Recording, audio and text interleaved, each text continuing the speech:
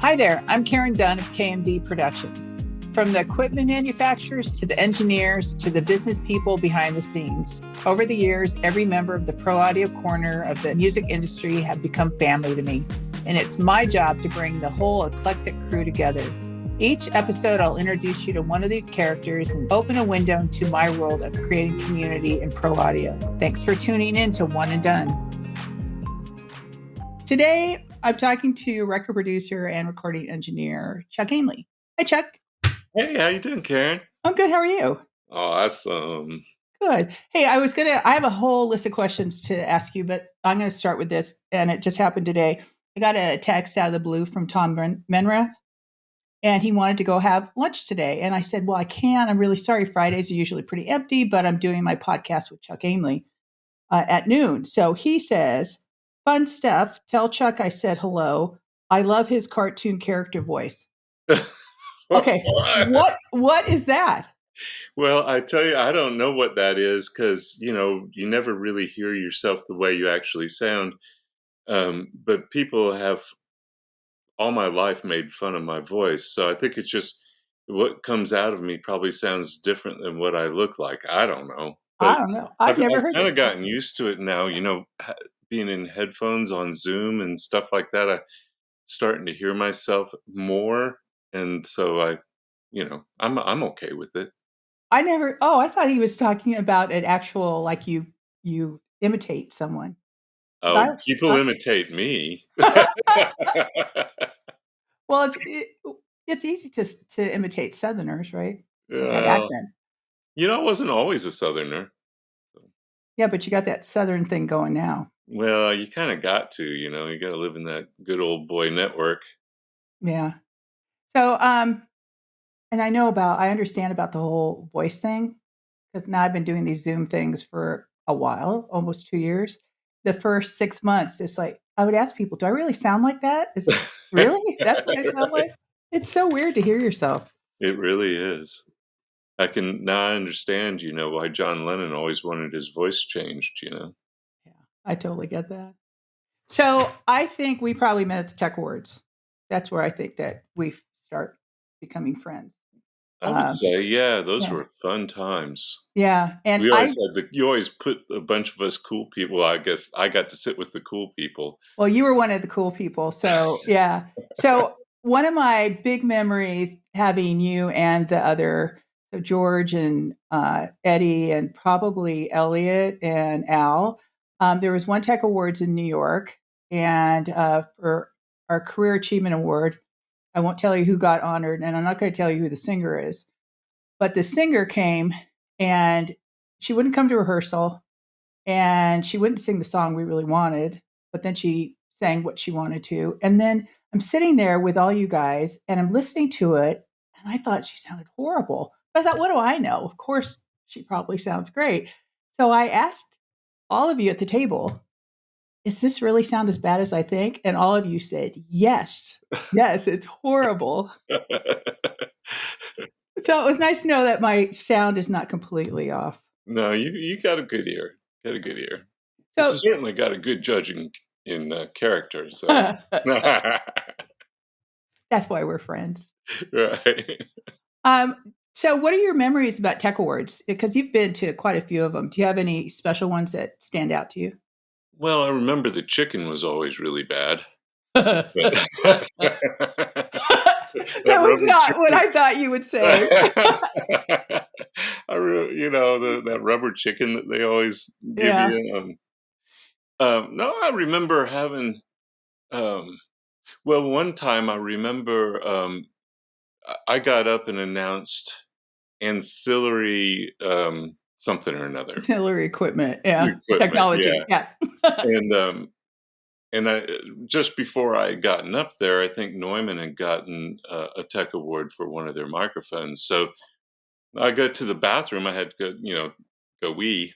Mm-hmm. And I'm sitting there, and the guy, the head of Sennheiser, Neumann, whoever it was at the time, comes in, and I kind of like made a joke. Yeah, I'd take a couple of those microphones. And little do you know, I mean, a couple of weeks later, I get an email from him. He says, "What do you want?" and so that worked out It good. was a bathroom deal. It's perfect.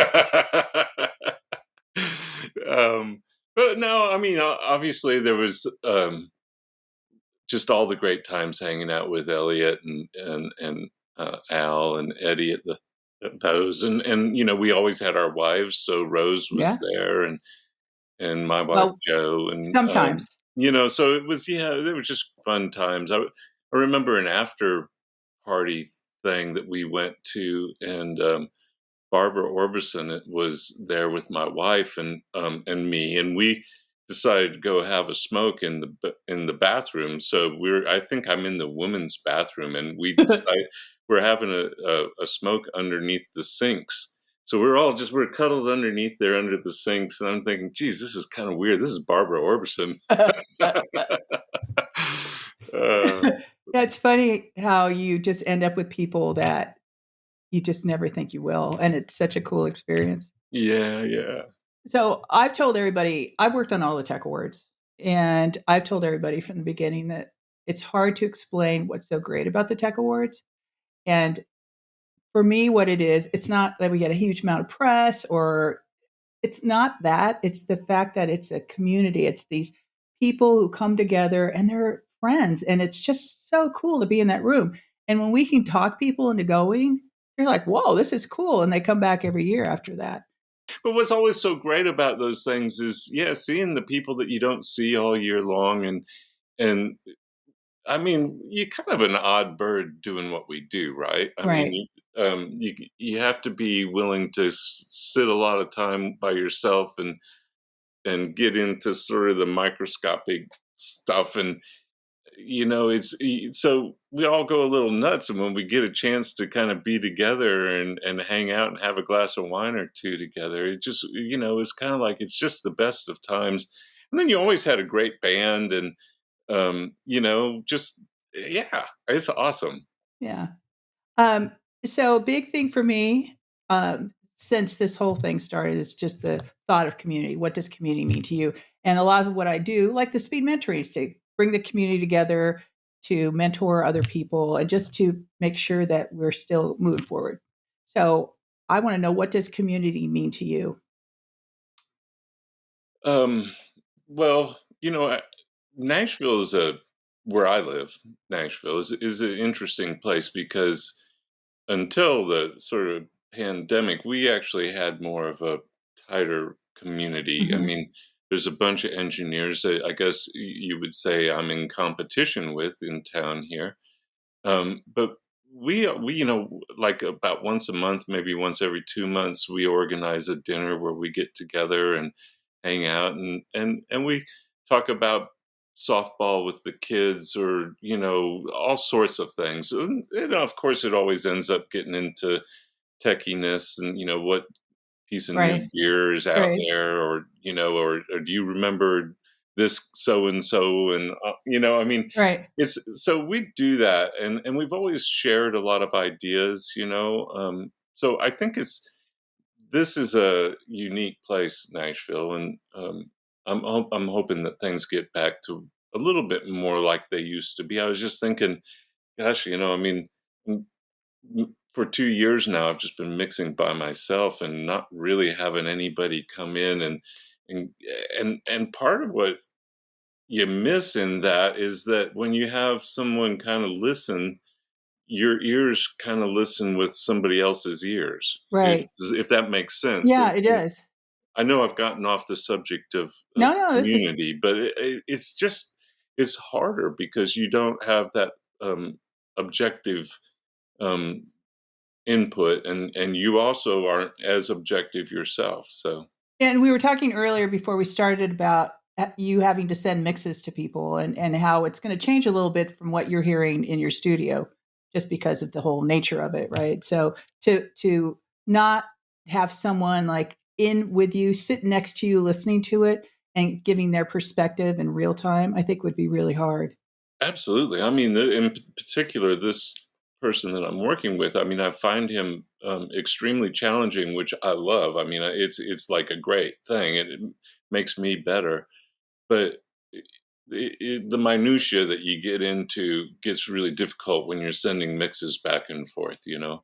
Is it something Um, that's easier to resolve when in person? Like, I know I'll oh, be texting with someone and then we just end up calling and it's resolved in like 3 seconds instead oh, of 20 texts. yeah, I mean, I prefer a phone call over a text any old day, Yeah, but yeah, I mean, when you're sitting next to each other, it's like, "Hey, can you try this? Can you try" "No, don't put it back," you know, I mean, that's like that, you know, so it's not and I mean, it's not only the amount of time that it takes to make a mix and send it, but the lag time in between when somebody has the opportunity to listen to it. right, And you touched on something really interesting is, like, how they're listening to it, because when you're in the same room, you're both listening to the same monitors and maybe well, at any rate, you have the same experience at right. least. And you probably have it set up. I realized after I'd sent like a number of mixes to this person, I said, they said something about some elements being kind of low in the mix, and I said, well, that's probably because they're like far left and far right.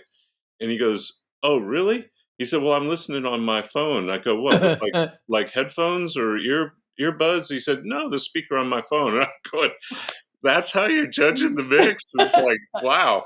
See, So, and you have it probably set up for optimal sound in your studio, right? So it's yeah, gonna you know what? sound. I actually the one thing I love about this home thing is, I'm mixing in the box.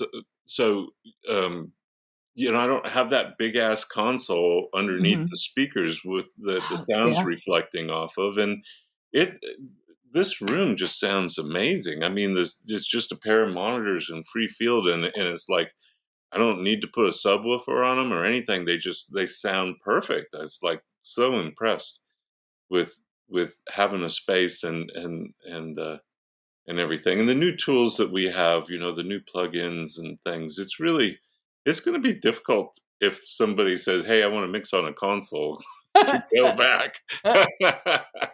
Now, do you miss going into the studio? Because you have a cool studio.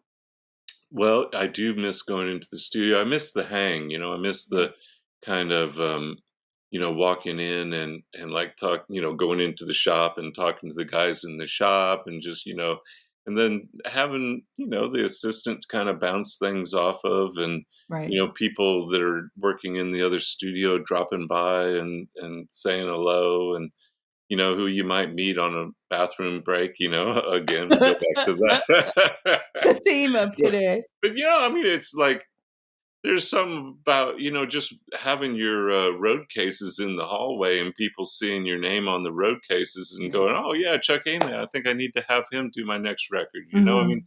we don't have that, you know? Yeah. And I'm not a very good at social media and, like, getting myself I out. never see you on social media. I don't do it because I'm too embarrassed to talk about myself, so you know, you know, I need you to do that for me. Well, let's go back to community. So I know you've been in LA, you've done that, seen some, but you're primarily based in Nashville. What's the difference between the community in Nashville and the one in LA? Not saying that one is better than the other, but I think they're very different. Yeah, well, I find them very different too. I guess it's how, um, primarily, I think it's really how people um, don't say what they mean to say, and we both do it, but we both do it in a different way. I mean, Uh-huh. you know, Nashville or the Southern way of doing it is, "Oh, hi, baby, how you doing? You know, you're so sweet, and God bless you, and all that." Whereas in LA, they'll just go, "Oh, that's so great. That's incredible. You guys, you just rock, man." I mean, you know, so it's like it's a different way of saying what you Yeah. don't mean to say, I guess. Um, I you know, I love LA. I love the weather, of course, is amazing. I hate the traffic. The Mhm. studios are cool, but you know, I mean, a lot of them I've been in aren't nearly as sophisticated as what we have here. Oh, Um, that's interesting. you know, I mean, there are some great studios there, Yeah, of oh, yeah. course, and there's like incredible rooms. But I find them not quite. I don't know. Anyhow, I love the room that I built at Soundstage. It's called Backstage Studio, It's a and beautiful room. yeah, it came out great. And in fact, the project I'm mixing right now is tracked in there, and it just I just love the you really push up the room mics and just the way it envelops the drums and this it gives it space without having to use reverb. Now, I think one of the first times I went to your house, and it's not this one because I heard you guys moved. Yeah, You had a studio in the downstairs in the right. basement area. Then you built your studio, your room downstage. So, do you enjoy doing that? Is that something? Building Is rooms. yeah. Oh yeah, I mean, it seems like I've done a bunch of it over my life. I would never call myself an acoustician, but you always kind of felt like I knew enough about it to kind of make a room that sounded decent. And um, I guess probably the pride and joy is really the input that I had with Mark Knopfler on his studio in London, British Grove. And I mean, I think you could compare it to any studio in the world and it would Mhm. rank in the top. Um, it really is an amazing place. But then, I mean, there was no limit on how much you could spend to do it either. I like those Um, kind of jobs. yeah. But, going way, way back, I mean, it was from the very beginning, like, we got offered a bunch of gear out of a studio if we could get the the person out of there and not have to pay the next month's rent. So Mhm. we found a trailer that we created a remote truck out of and took a house and where you could pull the trailer up to it, and we built drum booths and piano rooms and vocal booths and stuff like that. And it was it was one of those. It was called the Rock House, and it was one of the first kind of like, hey, this is kind of a really off the beaten path kind of studio. And then I mean, we actually took the truck out and like recorded the Police, and we recorded Journey and some cool things. And I realized then that I don't think I ever want to be a remote recording engineer because it was the Mhm. hardest work in my life, running mic stands and cables and all that sort of stuff. But that was a cool experience. But from then on, it seems like there was always like, hey, we need to make this studio better. And when I had a room at Soundstage, but it was just kind of like kind of fixed up just enough to make it work. And Soundstage got bought by some oil people out of Buffalo, and they kind of let me redo all the rooms. Me and the tech guy there, and he and I talked, and we said, maybe we should get an acoustician to do this. And we're going, well, wait a second. Every studio I've ever been in doesn't really sound that great. It just looks good, right? So, so we figured that we could do at least that good a job, and I think the rooms came out great. They're very popular in town now. So, my youngest kid is 25, and when he was about 18, he said, "I wanna be a recording engineer." And I said, "Oh, no. No, no, no, no. I don't know. You're not gonna follow that path." And he's like, "But why? I really like music." And I said, "But it's more than about liking music. You have to have a passion. You have to be willing to be in a room for hours and hours, not really have a life. And you have to be willing to not work for very much money. And it's a long, long journey." So now he's happily in his true passion, which is baking. So he works at a bakery.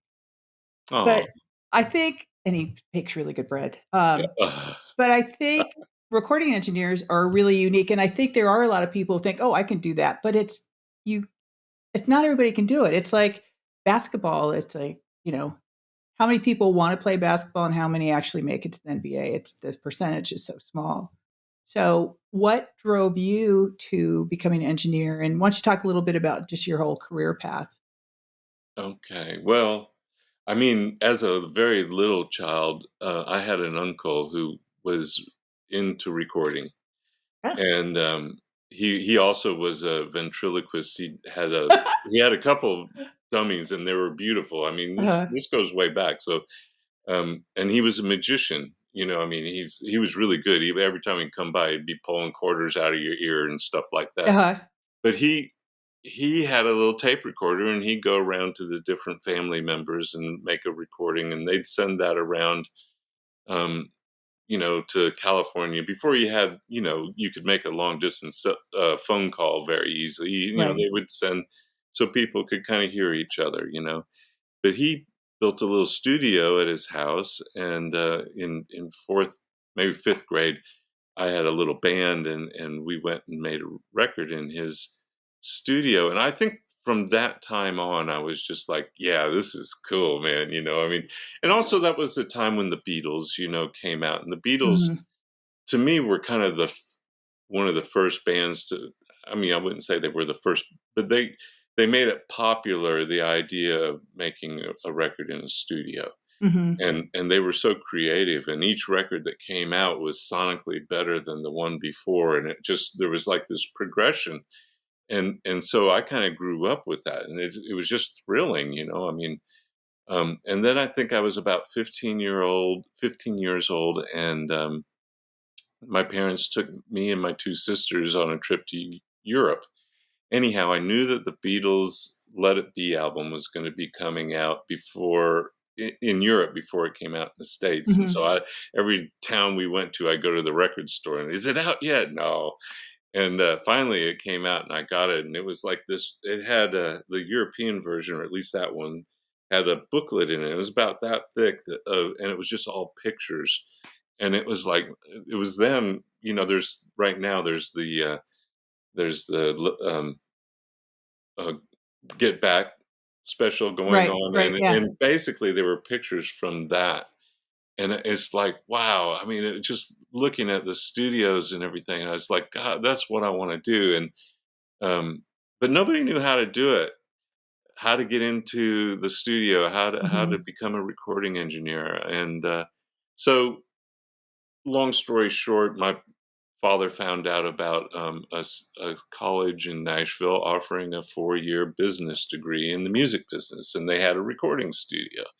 So I came down here with them and went into the studio. It was just a 8-track studio with a little tube Longevin console, and but I was like, a studio, yeah, let's do this. Yeah. And so that was kind of the how I got here, how I got started, and I just kind of little worked from one studio to the next, to the next, to the next, worked my way up. Really, it was not there's no mystery other than a lot of hard work and a huge amount of desire to do it, and no money was no object. I mean, if I made no money, that was great. If I made some money, even better. I Mhm. mean, never thought that the career would lead to a place to where I could afford nice things and a big house and all that stuff. So, on your bio, it says you have 3,500 credits, Yeah, but which well, is it's I didn't know amazing. that. I mean, Amazon is offering or putting credits up, and in the recording academy or the P&E wing, I'm on the manufacturers committee. We occasionally we have these meetings. We get all the manufacturers together. Anyhow, Amazon was talking about the fact that they were going to start offering credits with their Amazon Music, and he goes, and you have over 3,500 credits to your name, and I'm going, what? He said, yeah, we it comes up, and so that's a little nutty, right? It's crazy. Yeah, So, Steph Curry, once again, we'll talk about basketball. So he's now is the world record holder on 3-point shots. So he's he beat the amazing record. too, I know he is amazing. because he's a little guy like me. I know. He's the same height as Wyatt. So he tied the record with 2,974, which I Jeez. thought was amazing. But you have $3,500. I mean, 3,500 credits. That to me is just, and it's all kinds of music. Yeah, but Karen, I'm a whole lot older than he is.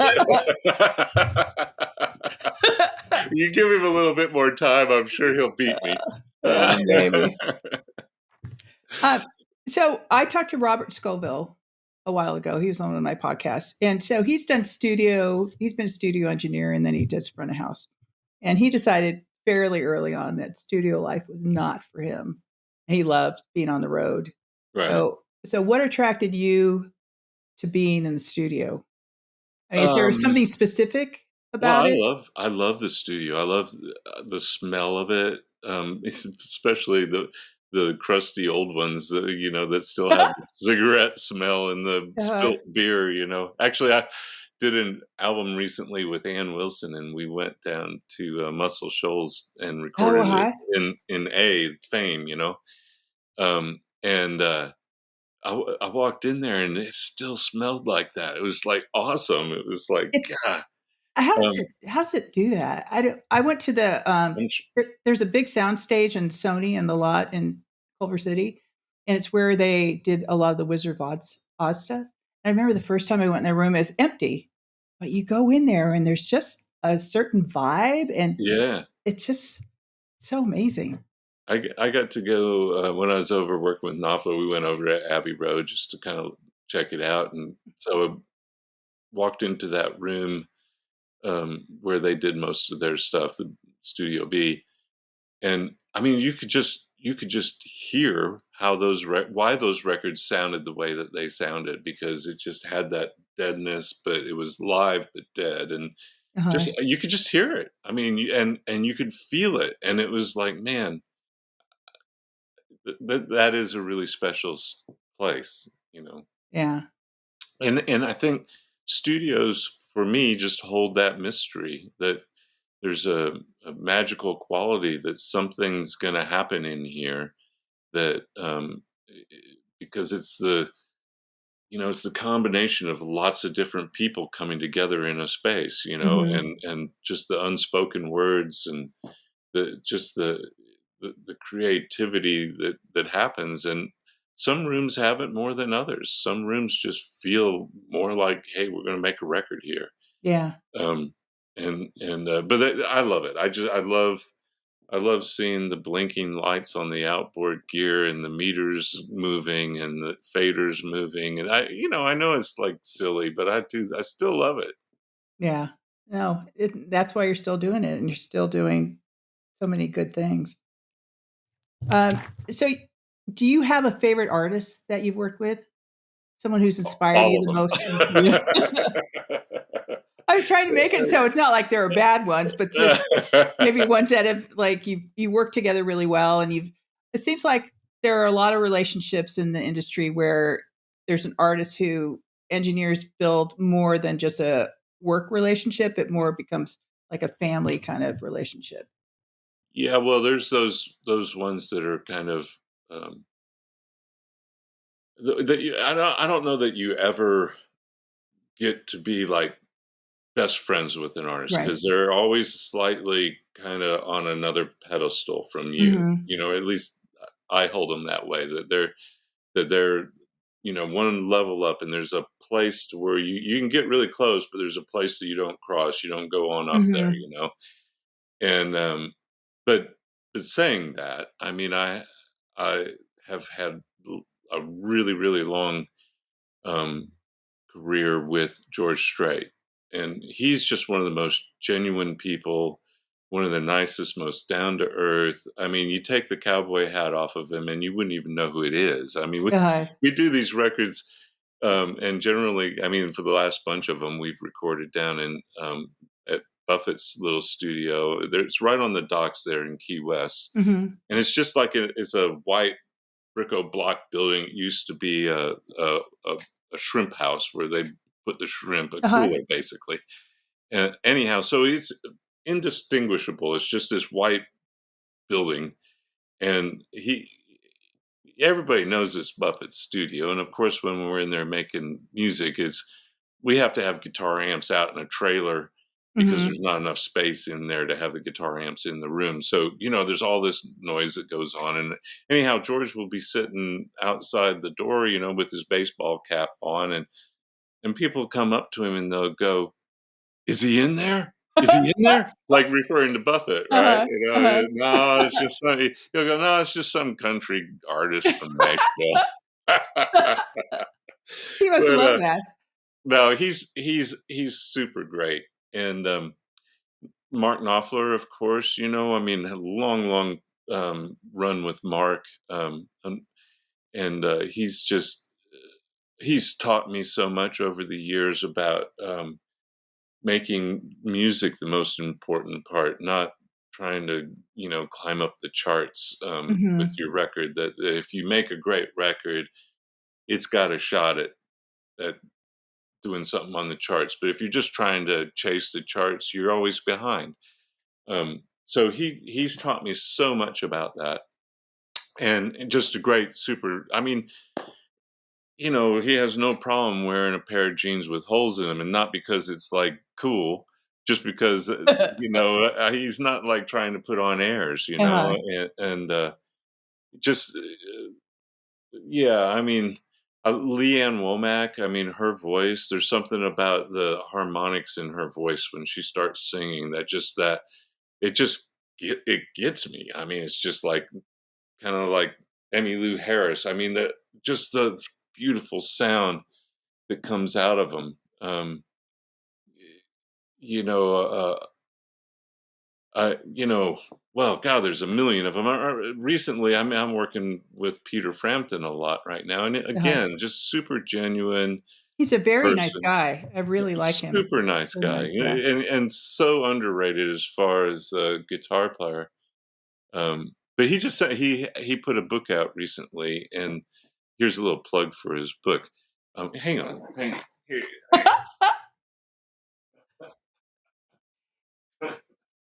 He was great at the TEC Awards. I think you missed that. yeah. So here's his book, and it's it's a great read. He said get the audio book because he tells better stories, and it's actually him telling the stories. But the book just got ranked as the number one rock and roll book. Wow. Okay, hold Yeah. it up again, but don't move it this time. All right. Yeah, he just sent me that. Nice. So it's out Yeah. now? Yeah. Okay. People It's gotta go yeah. buy it. So he's a great one. Um, I haven't known Ann Wilson for very long, but she just just stole my heart. How sweet she is, and cool. I mean, yeah, the first day in the studio. I mean, she basically walked into the studio, went into her vocal booth, and didn't come out. And I was thinking, geez, this is a little weird. And and she, we started tracking the first song, and she was kind of struggling with it a little bit, Mhm. and then she we got through tracking the song, and she did vocals afterwards, and she started to come alive. And Tom Bukovic was working with her producing, and he just like got her to sing, man, and she kind of came to life with her singing, and I think she goes, oh yeah, I can sing, and then from that point on, yeah, well, COVID, I mean, I don't think she had sung for like two Yeah. years, so this was like the first that she'd sung for like 2 years, and she was like, yeah, I can sing, I can still rock. And she came in and listened to the playback, and it was like killing her. And so and then from that point on, it was just this love fest with everybody, and we had the best time making that record. um I really wasn't really wasn't joking. I mean, almost every artist I've ever worked with, I really have enjoyed, because they're I find them just special people. Mhm. Anybody that you said it takes a certain kind of person to be an engineer, and it really does. But it takes an even more dedicated person to be an artist and put yourself out there, like sell, show your soul to the whole world, and so that's why I think as an engineer, you have to be a certain kind of person to make them feel comfortable in this, and get them to, like, well, at least not intimidate them or say the Sure, wrong yeah. things at the wrong time, and all that sort of stuff. And part of that, is a learning thing. You learn as you go along, but it also takes a certain kind of person. Yeah, I feel like it takes a kind of person that's more interested in the music than it is in like themselves. So Right. See, I think it would be hard if I showed someone something that the mix, and I thought it was great, and they come back and they have things they want changed. I would take it all personally, but it's not personal, right? It's just the artist can hear a version in their head, and maybe what you're producing is not exactly what they're hearing. Yeah. Yeah. And that's, for me, the goal is to help the artists get to what they envision the music being, or the song being. Even generally, I mean, the people that I work with are songwriters, so they're not they're not even really just, I mean, they're hearing it from the nugget before, Mhm. before it was even, had any life. I mean, they're just, they they have a more intimate view of it than anybody, and sometimes they're not right too. I Mhm. mean, so that's kind of why you have to be that objective voice for them, just kind of like they can help you be objective about your mix. Mhm. Now you've worked with a bunch of different types of artists, but it seems like you work primarily country. So, Well, I live here, yeah, so but yeah, why country? Why I hated country music. I mean, I remember a friend of mine's dad. My friend of mine's dad loved. He had that country radio, Conway Twitty, and Uh-huh. George Jones, and all that going on, and I was like, "Oh, what is that?" Come on, let's go listen to some rock and roll. And but then I moved here as, as an opportunity to somehow get into the business, and um, I started gaining a little appreciation for the art a little bit, just because I was around people who thought it was good music.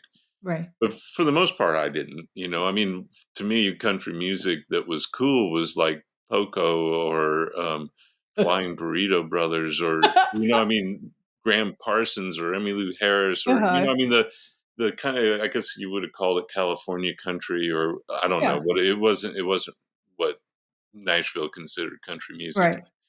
And but so I really didn't have a lot to do with country music, in the beginning of my career, and I became the head engineer at a studio called The Castle. And there was this producer in town, Jimmy Bowen, who, like, he had probably 70% of the charts. I mean, Mhm. he had this whole production entourage of people, and he had producers and engineers, a whole group and they had at least 5, 6, 7 studios going all the time, and they needed another place to work, so they were out at the castle working on a project, and I believe it was a Conway Twitty record.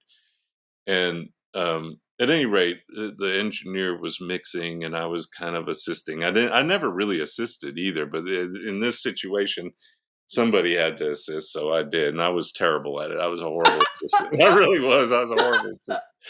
Yeah. But anyhow, so they get through the first song. Jimmy comes out to listen to it, and goes, "Ah, this is not happening. Go on to the next song." And like 3 nights in a row, this happened. And after the third song, he looks over at me and he goes, "You did this so and so album?" And I said, "Yeah." He said, "Well, man, I think that was a really great record. Why don't you try mixing the next song?" So I did, and after I got through the album, his production assistant called up and said, "Jimmy wants you to come work for him, and he's going to pay you double what you make now." And I go, "Okay." So, I mean, I began liking country music an awful lot. I mean, I was like, that was a great time. And she would book us, and we knew like 6 months to a year out what we were doing. So, I mean, and he wanted to make sure that all the projects had a certain budget, which was like huge compared to what Nashville was used to. Mhm. And so if I mean, you could mix a country song in a few hours, really, but he wanted you to spend 2 days mixing a song. So I got a lot of water skiing in, a lot of ping pong and pool. We knew his driver, so when he was golfing, we knew he was not going to be in for a number of hours. So we Uh-huh. just head out to the lake, go water skiing. Great times. Well, yeah, I grew up with my dad listened to old school country, and my mom listened to Frank Sinatra, so it was kind of an interesting musical experience in my household. But and country's changed a lot from those times. Well, you know, going back to it, I ended up really actually gaining a great appreciation for country music, and especially a great appreciation for the studio musicians, Hmm. and how great they were, and how they could, we have a whole nother way. We don't use a letter chart. We use they call it a number chart. So um, the tonic chord is one, and then there's a Hmm. five, a four, whatever. But they've got just they can write down all these little symbols around the numbers. So it's really interesting. But that way, if the artist or the producer decides to change the key, they don't have to rewrite Oh, hi. their Yeah. chart. So this is anyhow, it just to see them um, communicate, and it's like you know, they're like, okay, I'll take this fill, I'll take this fill, and it's like almost happens without any verbal kind of Hmm. communication. It's just like they look at each other, and it's like, wow. Let's talk a little bit about Meta Alliance. Why don't you, because you're one of the founders of that, so why don't you talk a little bit about what it is and what you guys are trying Well, it's just so not to confuse it with Facebook Meta. to do? It's Met Alliance, I'm so it's sorry, Music Engineering Meta Technology Alliance. Alliance. Um, you know what? It basically started out with the TEC Awards and AES, and the people who would get together and hang out at those shows was Phil Ramone, Frank Filippetti, Elliot Shiner, Ed Cherney, Al Schmidt, myself, and George Massenberg. And we kind of, I mean, we always just gravitated, and there was others, of course, Hmm. but we just gravitated together towards each other, and we would walk about the floor, and I mean, you couldn't really walk very far if you were hanging around with any of those guys because they would just get mobbed with by people.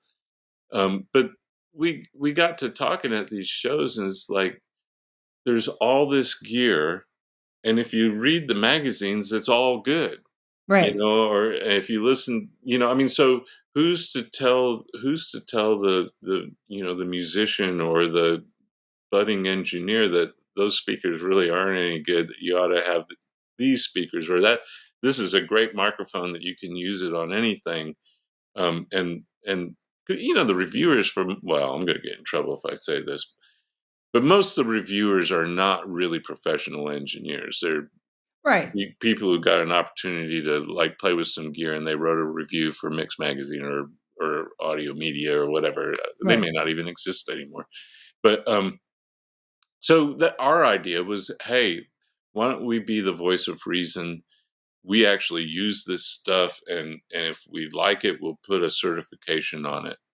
And so that worked really good until sort of the industry kind of collapsed, and the pro manufacturers didn't have a lot of money to go around. So our other mission was to kind of give back to a business that gave us so much. So we decided that we'd start doing like hold events where we'd have rent out a studio and have people come, and we kind of tell them what we know, and let them be in the same room with Al Schmidt, or be in right. Yeah. the same room with Ed Cherney, and those. I mean, we still do it. They're great times, but we realized at this point that we needed to do something that didn't cost so much to put it on, Right. because we never made any money off of any of this, but it just kept us hanging out on Zoom calls. Uh, Um, but so now we're working on a book that we nearly have the first book done, and we'll have it'll be a series of books, and so that's, I think, our next thing. and when do you think the first one will come out? Well, I mean, it's um,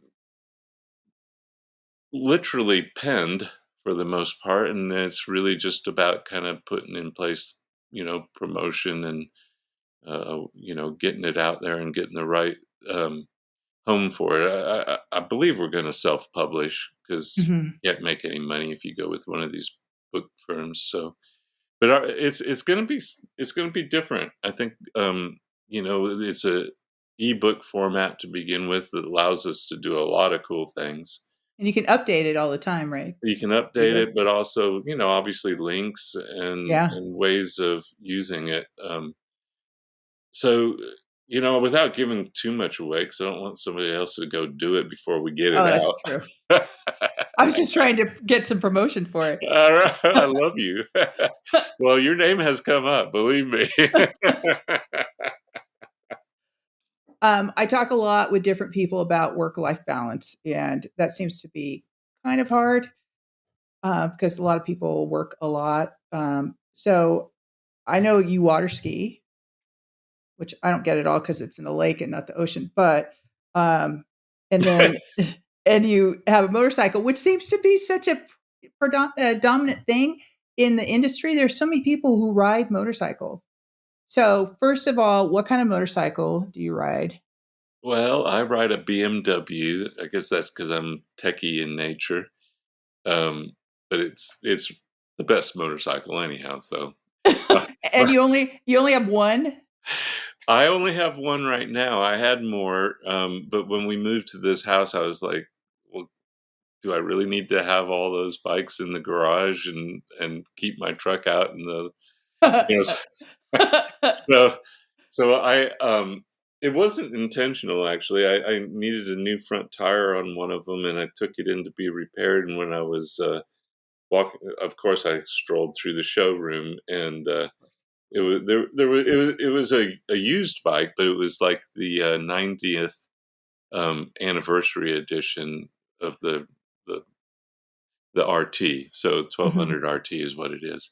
And it was beautiful. I mean, I love the paint colors. They had sort of the soft gold struts, and I mean, it was really nice. Had some things about it that were unique because it was that anniversary edition. Mhm. And so I just, I go, what would give me for my bikes, and so I drove that one home. So, and it's a lovely bike, and it's really all I need because I'm not going to go off road um, riding. Gavin, I know you had a podcast with Gavin Yeah. Larson, and he we did a ride. He and Michael Romanowski and I did a ride all up Highway One, up way up to wherever, and we just had the best time.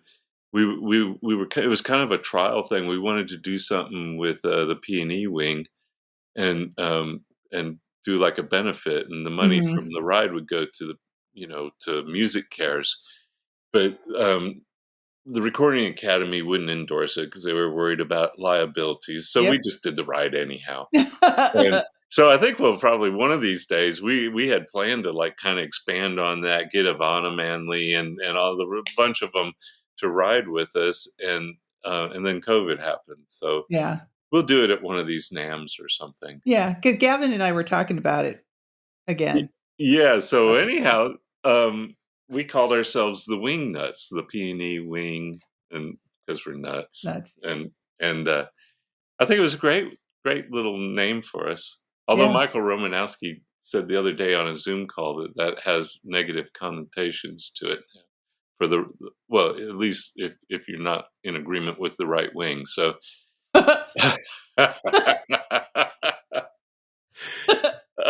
Not saying anything. Oh, no, we won't go any farther on that No. topic. But no, I love that. That's one of my ways of escaping sort of the studio just grind and water skiing, like you mentioned. I went all in on water skiing. You were like a national champion or something, were you? Or a state champion or I something? was the state record holder and nationally in my age group. This, of course, amateur water skiing. So, but in my age group, which was the largest division at the time, and still pretty much is, um, it was just popular when for my group of people.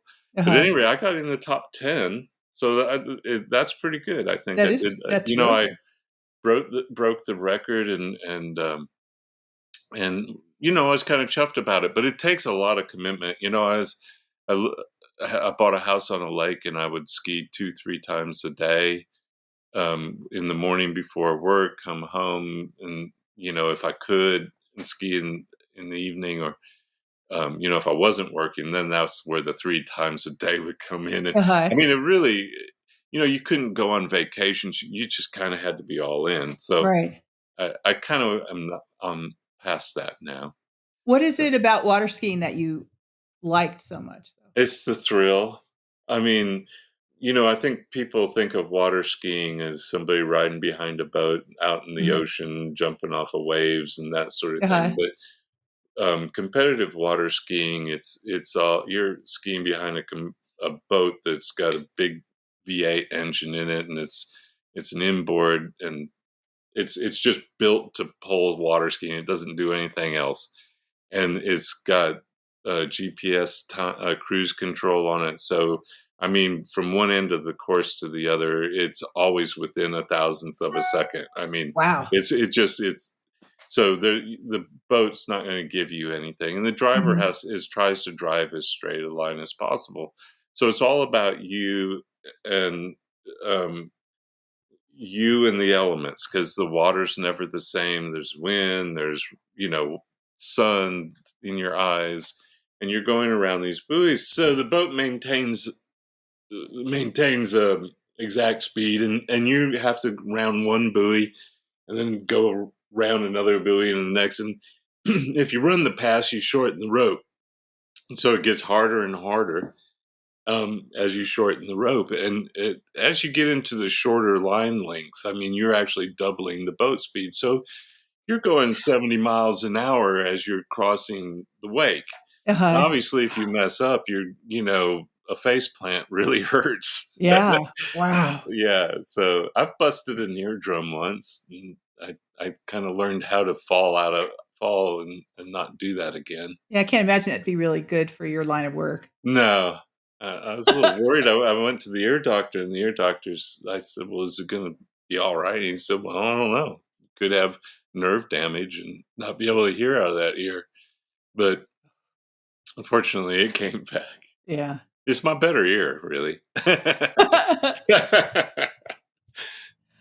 Okay, so let's talk a little bit about your place in Mexico because I've been there and I love it. Oh, So, and you and JoJo, who I also love, she's one of my favorite people in the world, oh, have this we love place. you. So, why you've traveled everywhere? Why did you pick Mexico as a place to have another home? Well, number one, I love the people. They're such a sweet. That society they're so sweet. I mean, can't get over how incredibly kind um and just they look after each other. I mean, it's Mhm. family. It's a beautiful culture, and so that's one of the things. The other thing is obviously it's easy to get there from here.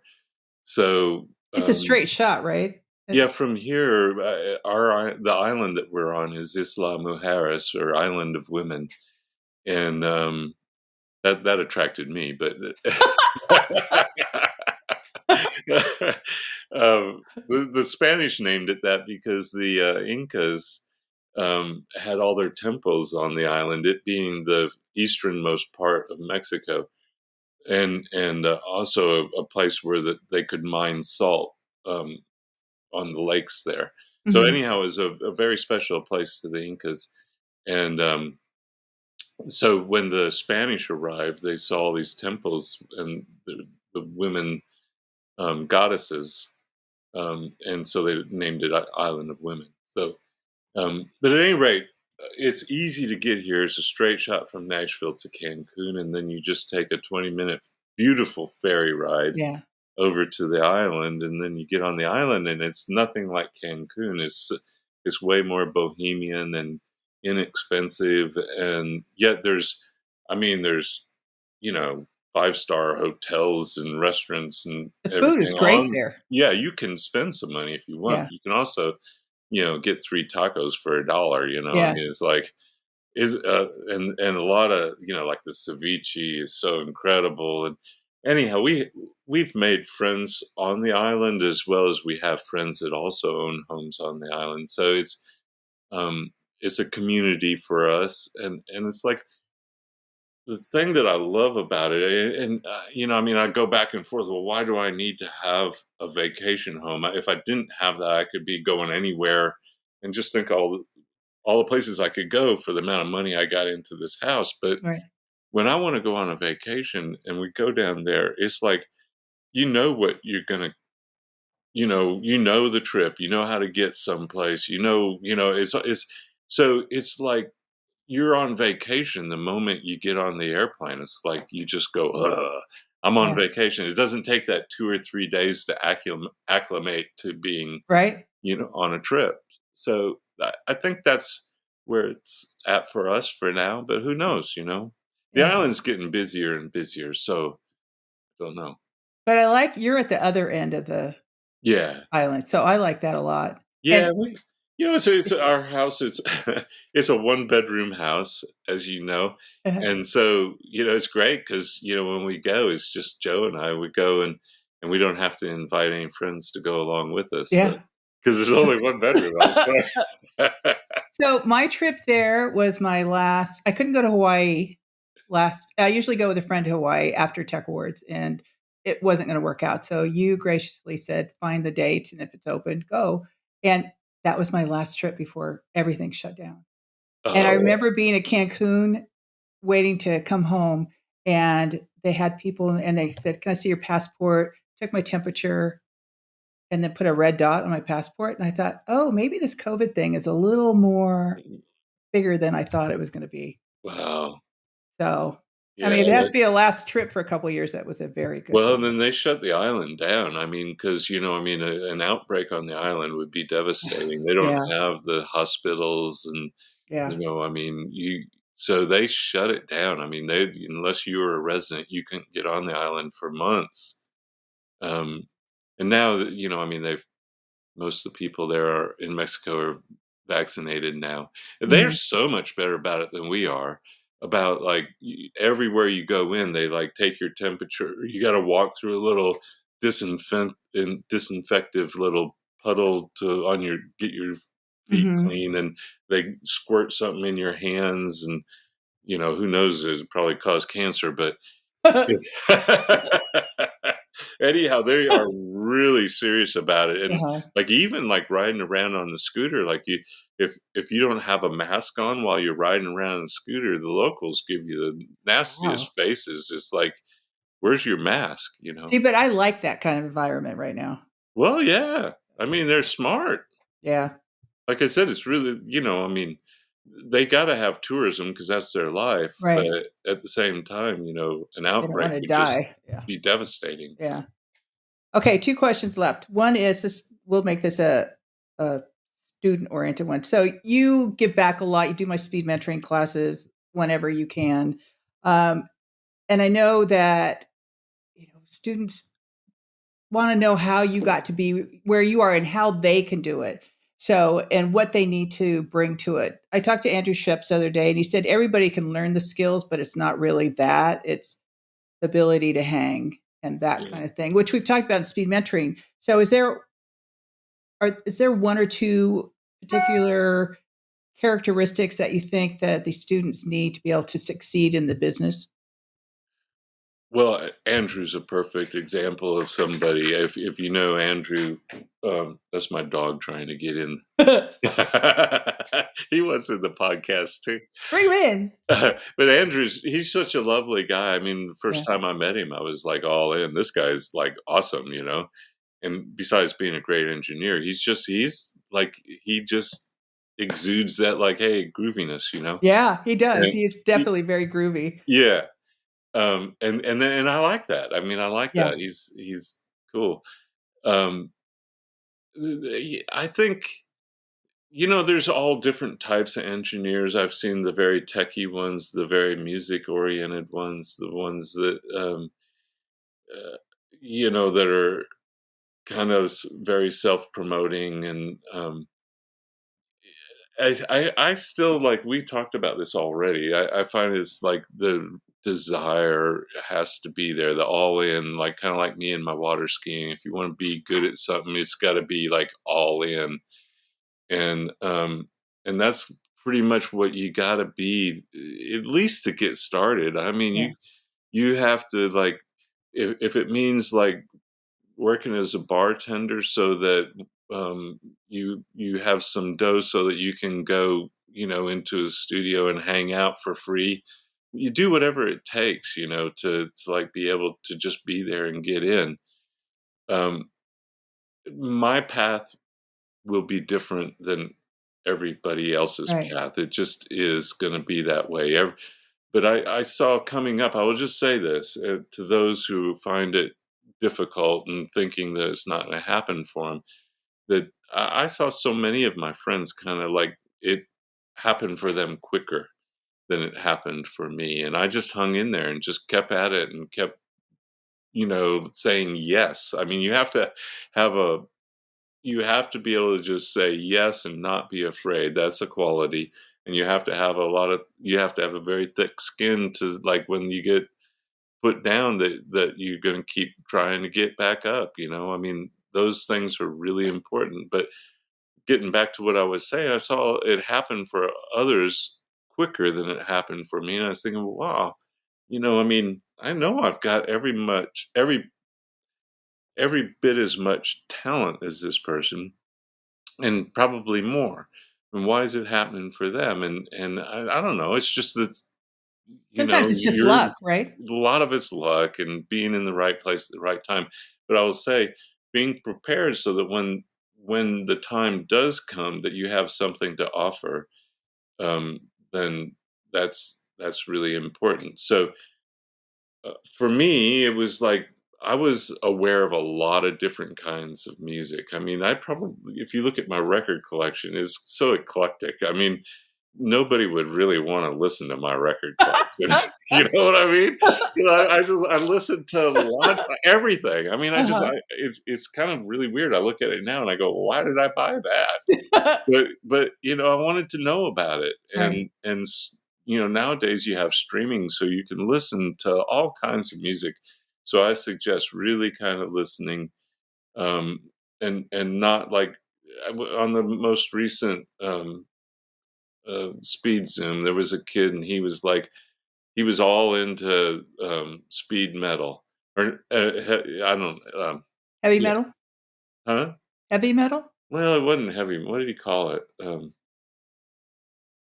Whatever, Some metal. kind of metal. So, Okay. yeah, and I was like, "Oh, that's great," but try rounding out your sort of vision of music, because you have to have all that inside you. So, like, that's why I was able to do a country record when they asked me to do a country record, or why I was able to do Dire Straits when they asked me to do Dire Straits, or I've done classical things. Because I listened to it all and I had that inside of me. So I kind of was able to go, that's good, that's not good, Mhm. so but I think everybody's path is going to be different. And I think I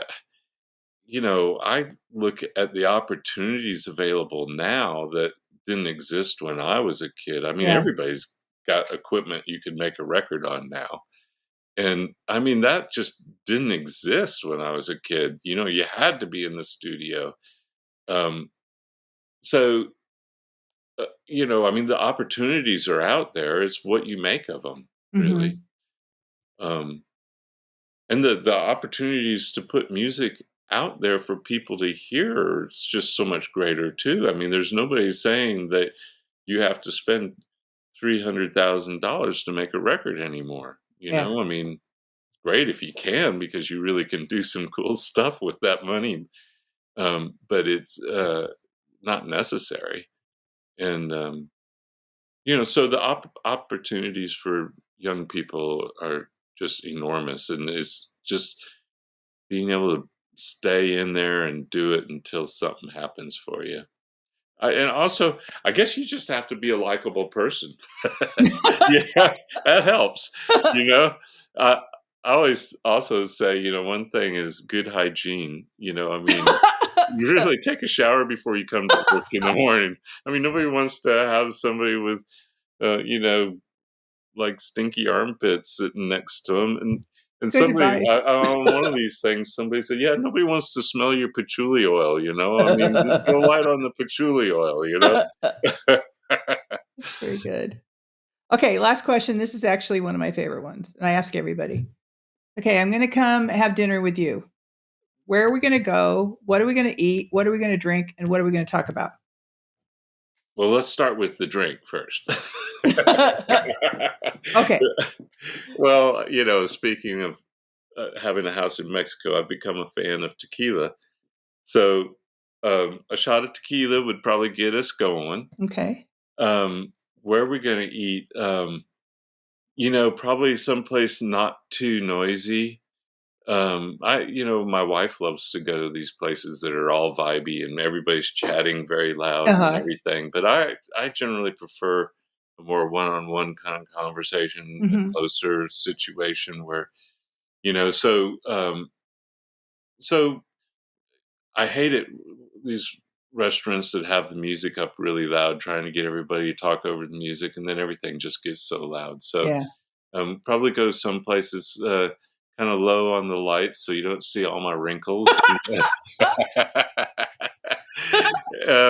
And you know, for me, my wife is not a fan of fish.